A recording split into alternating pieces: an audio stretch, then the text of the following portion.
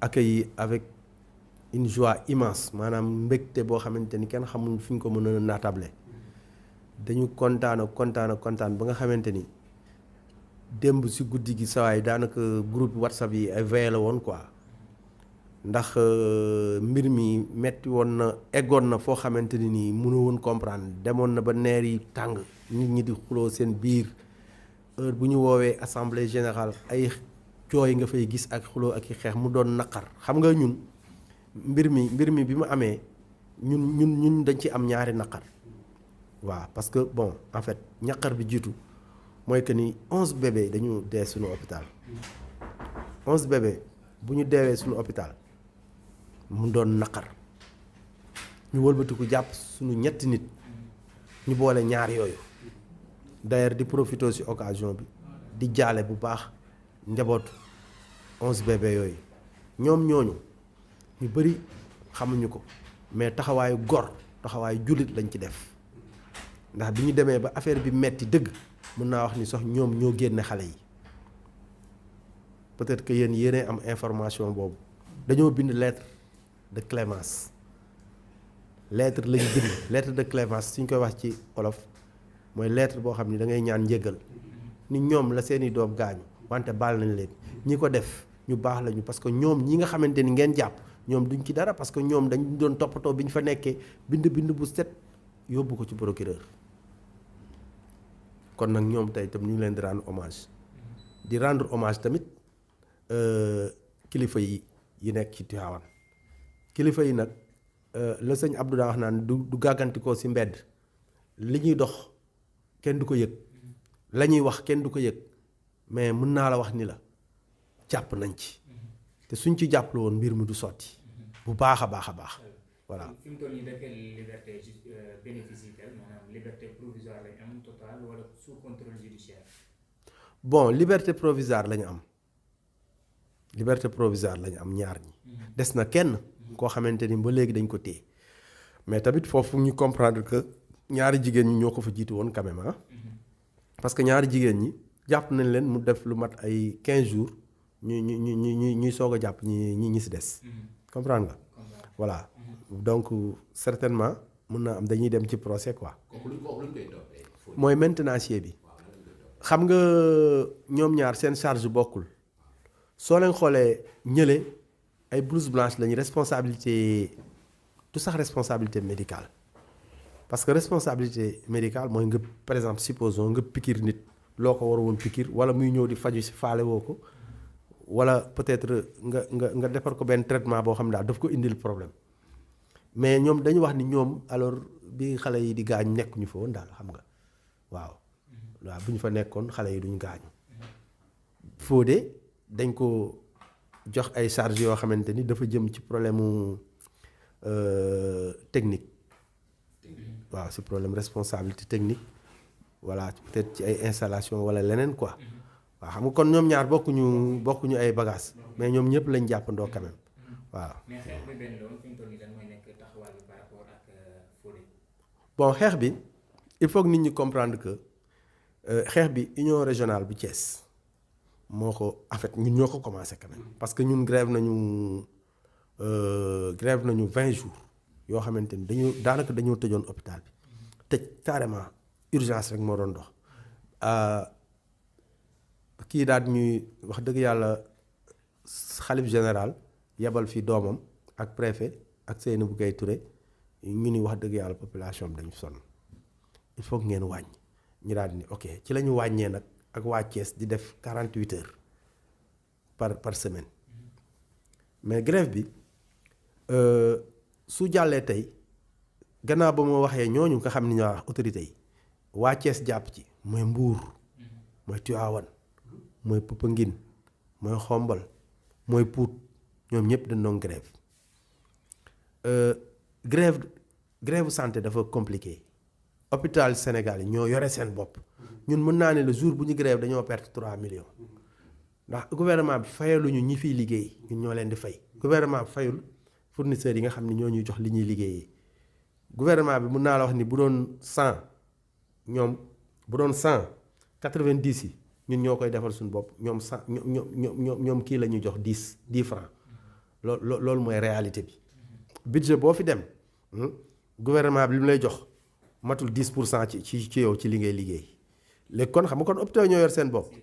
loolu moo tax tamit grève xaw a compliqué. deuxièmement mooy que ni grève bi soo leen seetloo est-ce que dégg ngeen benn structure bu nekk ci Sénégal bu taxaw grève pour jàppale Tivaouane loolu aussi lu ñuy ñaawlu la parce que tey jii nii lu toll ni ñetti blouse blanche ñu jàpp leen te Sénégal déggoo benn hôpital à part hôpital Thiès yi Sénégal déggoo benn hôpital bu grève amul benn hôpital boo dégg mu grève bu dul hôpitalu Thiès yi loolu tam dañ ko ñaawlu mais nag dañoo gis ni travailleurs santé yi li ñu tal temps yi mooy affaire xeex ci ay indemnité loolu defe naa loolu moo leen gën a préoccupé ku si ne yaa ngi xool ñaata lay am pourquoi xaas mu ëppale ma xam la wax pourquoi Serigne Samb ëppale ma ah pourquoi Bess ëppale ma ñoo bokk di liggéey santé ñoom ci yooyu lañ ne ba taluñu ñun nañu waxante dëgg rek gisu leen fi benn structure sanitaire bu nekk Sénégal bu grève n'est-ce pas hein waaw loolu aussi dañ ko ñaawlu voilà. actuellement nii est-ce que lépp lu ñëwaat na à l'ordre fii ci hôpital bi mi ngi naan def di sitting par 2 heures de temps parce que ginnaaw ba li ngeen bëggoon 90% am ngeen ko ndax activité yëpp ñëwaat na à la normale. benn activité laa gis ni moom normalagul mooy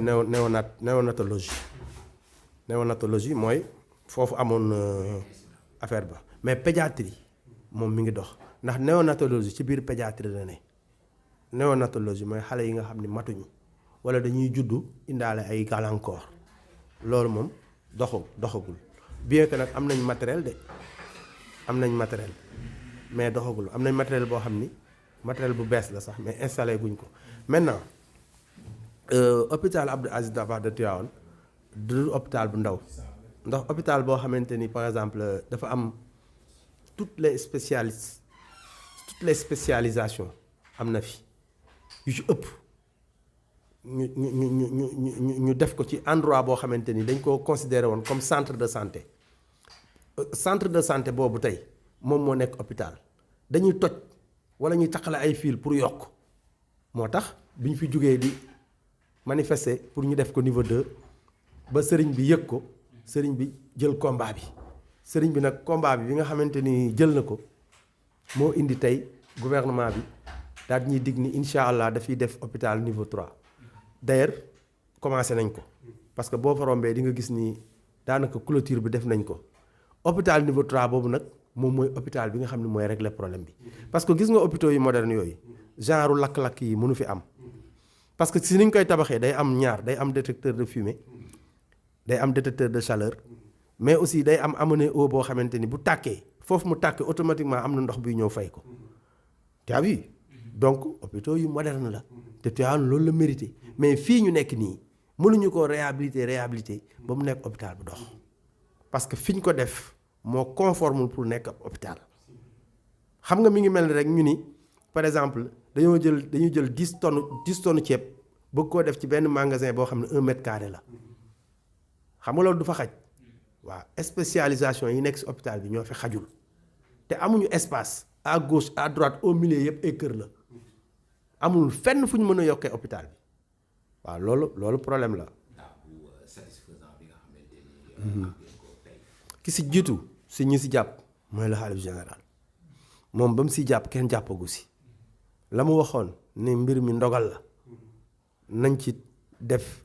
nañ ko oyofal loolu la waxoon am na wax olof sax bu mu waxoon mais nañ ko oyofal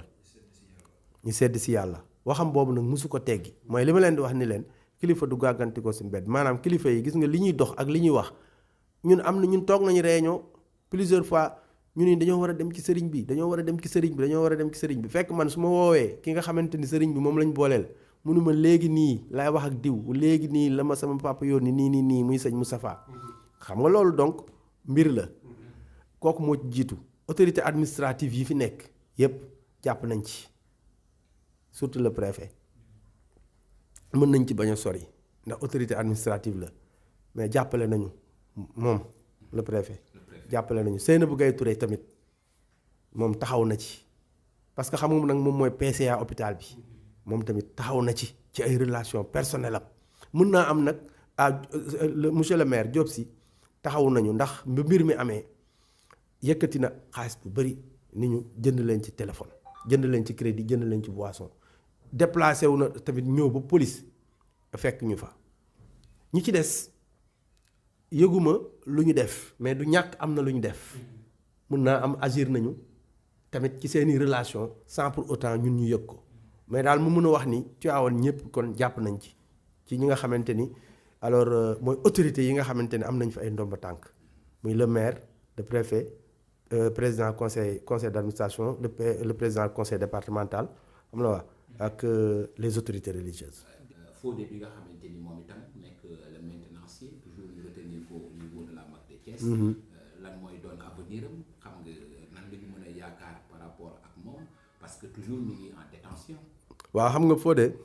non seulement bokkuñu heure bu ñu fa demee ñi ñoo ko fa jiitu woon presque 15 jours bokkuñu dossier mais fi nga xamante ni alors fi lañ jaar ba génnee Awa ak Kumba actuellement procédure boobu ñu ngi koy def la même chose ak Fodé bokkuñu ay dossier bokkuñu moment xam nag nit ñi duñ comprendre parce que ñee ñoo bokk lu leen teg ñoo bokk lu ñu laan tuumal mooy ñaar ñee waaw ay blouse blanche lañu dañ ni ñoom nekk ñu fa woon alors que ñu ngi fa woon même bu ñu fa nekkoon sax même bu ñu fa nekkul woon bu ñu fa nekkee lu ñu mën ci luy takk xam nga moom ci yooyu yaa ngi dégg débat boobu mais Fodé responsabilité technique